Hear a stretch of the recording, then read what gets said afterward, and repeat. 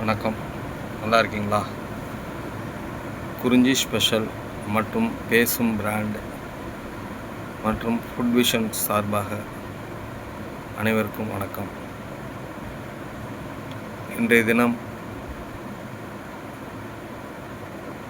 இன்றைய நாள் சிறப்பாக அமைய வேண்டுகிறேன். நம்ம கமாண்டில் சத்து மாவை பற்றி ஒருத்தவங்க கேட்டிருந்தாங்க.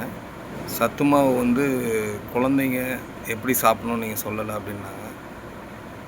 கண்டிப்பாக நான் அது சொல்லலை. இந்த வீடியோவில் நான் உங்களுக்கு சொல்கிறேன். அதை சத்து மாவு குறிஞ்சி ஸ்பெஷல் சத்து மாவுன்றது குழந்தைங்க முதல் பெரிய வரைக்கும் சாப்பிட்லான்னு சொல்லியிருந்தேன்.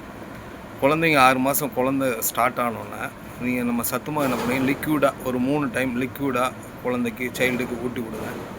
3 டைம் ஊட்டி விட்டதுக்கு அப்புறம் நீங்கள் அந்த சத்து மாவை சுடு தண்ணி காய்ச்சி லைட்டாக காய்ச்சி அதை கெட்டியாக பண்ணி அதில் நாட்டு சக்கரை கலந்து குழந்தைக்கு ஊட்டி விடுங்க. இது ஒரு முறையில் பண்ணலாம்.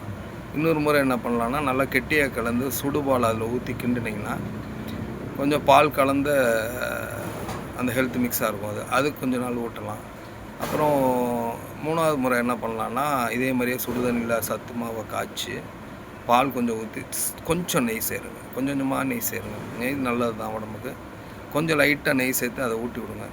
இந்த 3லையும் ஏன்னா குழந்தைங்க எது பிடிக்காதுன்றது நமக்கு தெரியாது.